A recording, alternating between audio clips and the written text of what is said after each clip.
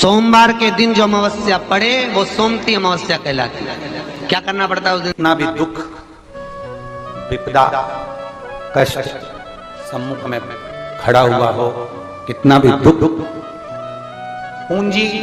धन की अगर आपको कमी पड़ रही है और ऐसा लग रहा है कि मेरे पास में कुछ भी नहीं, हम तो यहां तक कहेंगे कोई मकान बना रहे हो, बेटी का विवाह कर रहे हो, बेटे का विवाह कर रहे हो, कोई अच्छा कार्य कर रहे हो, धन संपदा की भी कमती दिखे तो उस समय पर कांता भगवान का स्मरण कर, कांता चक्र का स्मरण कर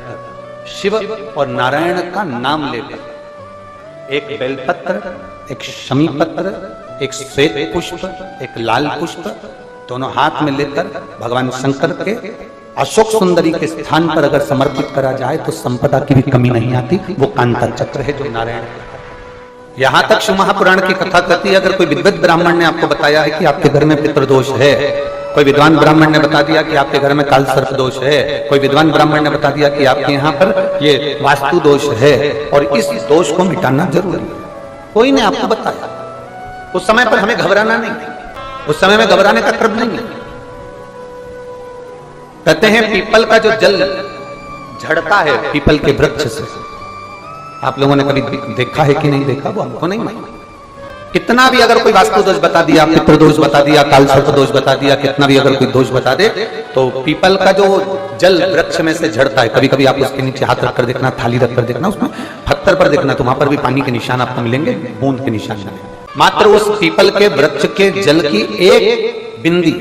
एकमात्र बिंदी, शंकर भगवान का जो शिवलिंग है जलाधारी है, चरण है,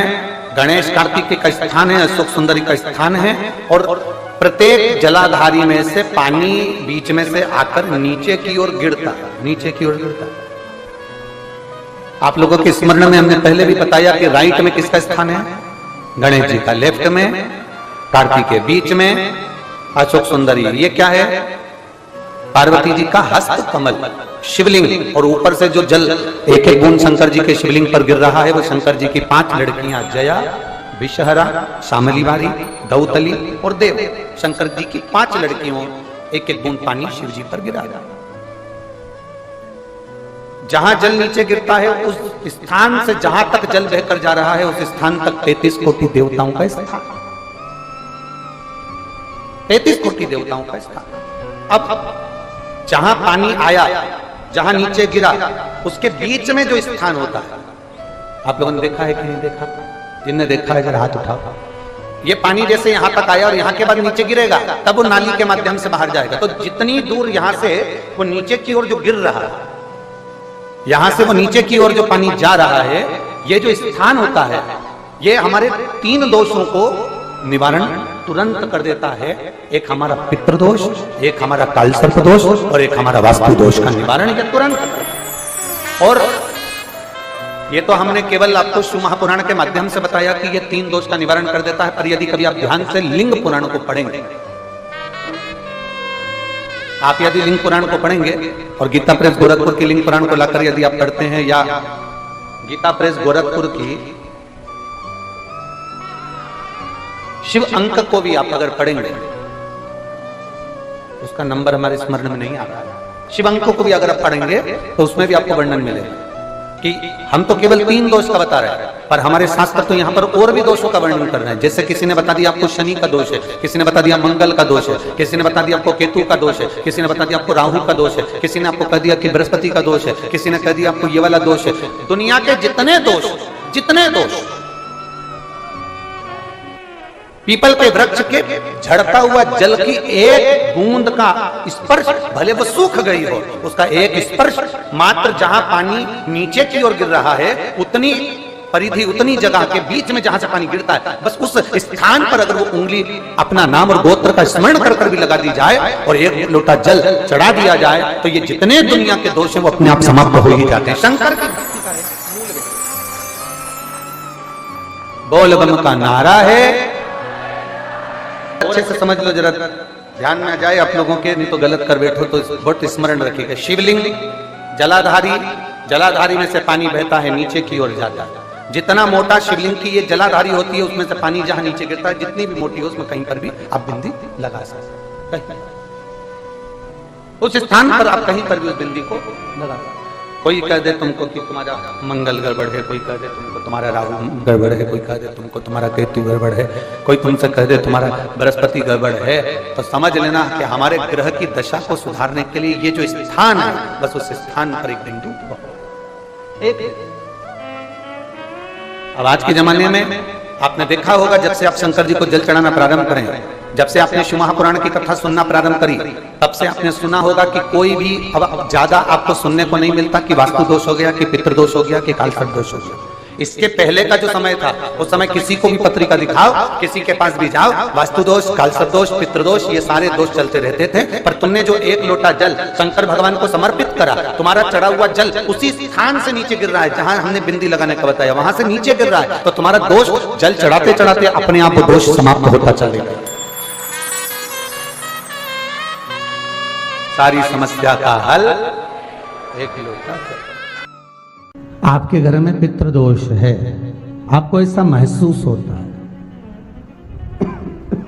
आपको लगता है,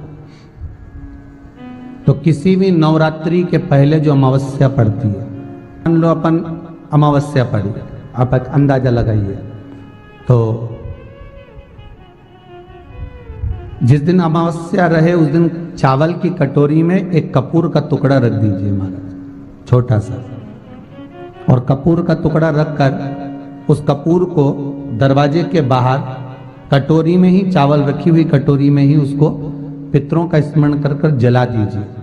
और जलाने के बाद उस चावल को कहीं भी किसी भी वृक्ष की छांव में पक्षियों के लिए डाल दीजिए। शिव महापुराण की कथा कहती है, अगर मान लो पितर आपको कष्ट दे रहे हैं, पितर आपको तकलीफ दे रहे हैं, कोई काम नहीं होने दे रहे हैं, या कहीं आपको ऐसा लगता है कि पितरों का दोष है, तो वो पितृ दोष देवी, अब ये जो आप करेंगे ये कब कर रहे हैं? अमावस्या के दिन आप उसको रख रहे हैं, अमावस्या के दिन उसको रखकर रात भर आपने रखा कपूर के साथ में, सुबह एकम पड़ गई, नवरात्रि लग गई, उसी दिन उसको जलाकर आपने पटक दिया। अर्थात उससे देवी और पितृ इन दोनों का आशीर्वाद जो प्राप्त होता है, तो घर में से पितृदोष समाप्त होकर लक्ष्मी की वृद्धि प्रारंभ हो जाती है, कार्य में सिद्धता आ जाती है। मान लो अगर पितृदोष है तो करो, नहीं है बड़े अलमस्ती से रहो, तो ये पितृदोष का स्मरण। तो यहाँ शास्त्र कह रहा है कि पितरों का जो लोक होता है, पितर जो लोक होता है, उस पितृलोक में 64 योगिनियां प्रवेश नहीं करती। जैसे सोमती अमावस्या, कौन सी अमावस्या? सोमती अमावस्या। सोमवार के दिन जो अमावस्या पड़े वो सोमती अमावस्या कहलाती है। क्या करना पड़ता है उस दिन? पीपल के पेड़ की परिक्रमा करो, या तुलसी की परिक्रमा करो, या पूजन करो, पाठ करो, कुछ भी करो, पर सोमती के दिन दान करो, पुण्य करो, सत्कर्म करो, भजन करो। तो सोमती अमावस्या का विधान इतना शास्त्र क्यों कहता है कि सारी अमावस्याओं में प्रबल सोमती अमावस्या है? शनिचरी अमावस्या से भी बड़ी अमावस्या सोमती कहलाती है हमारा। तो कहा उस दिन सारे जितने भी ग्रह हैं, जितने भी ग्रह, सारे ग्रह चंद्रदेव के साथ मिलकर भगवान शंकर की आराधना में डूबते हैं, और भगवान शंकर की आराधना में डूबते हैं तो उस दिन जो किया हुआ दान पुण्य सत्कर्म है वो हमारे, आप लोगों को मालूम होगा, पितरों की 3 गतियां, पितर, आहुत, वासुक, कितने? 3। गर्भ में जो चले गया आहुत है, कुमारी अवस्था में गया जिसकी शादी नहीं हुई, आहुत। पितर अधोगति में अचानक बहुत सारी तमन्ना थी, बहुत कुछ करना चाहता था और अचानक चले गया, मर गया, पितर गिनती में आ गया। वासुक जो एक्सीडेंट आदि, फांसी, सुसाइड,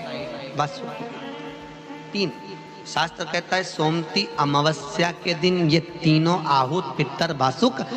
जहां पर घर की कुल की माता पीपल की परिक्रमा करती है, या तुलसी की परिक्रमा करती है, या पूजन करती है, या दान करती है सोमती अमावस्या के दिन, तो ये तीनों को उसका भाग प्राप्त हो जाता है और तीनों तर जाते हैं। फिर उनको पिंड की जरूरत नहीं पड़ती महाराज, उनको तर्पण की जरूरत नहीं पड़ती। इसलिए सोमती अमावस्या का क्रम हमारे हिंदू धर्म में ज्यादा वर्णित किया। एक बेल का फल लीजिए। क्या लेना है?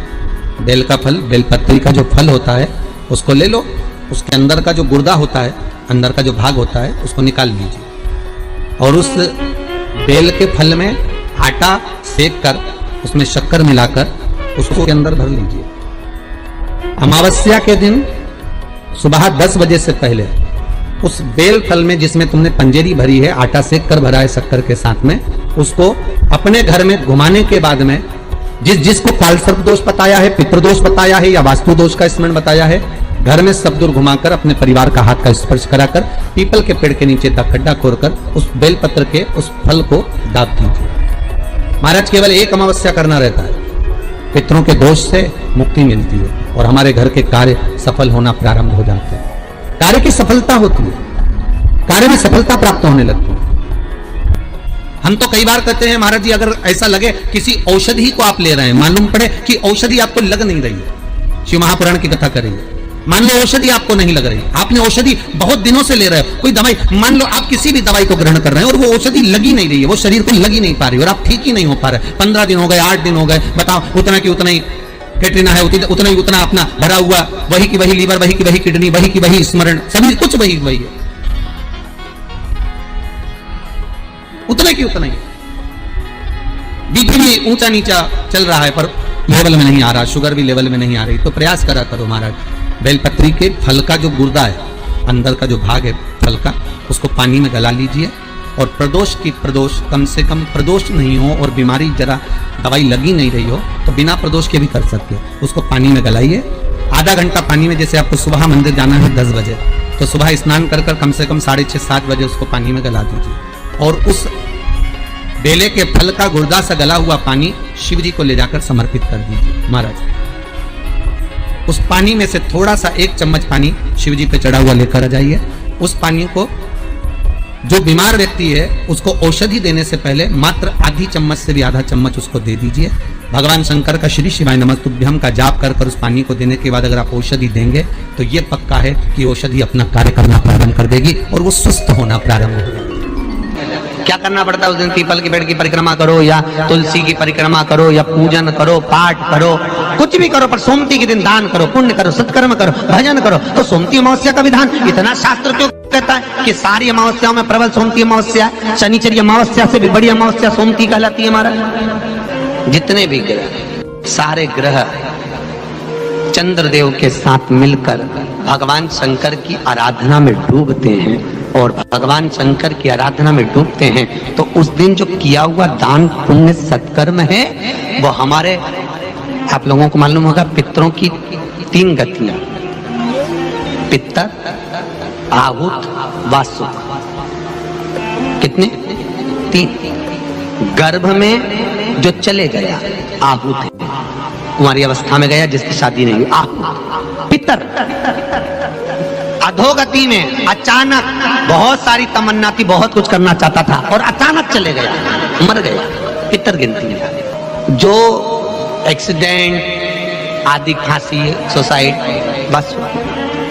3।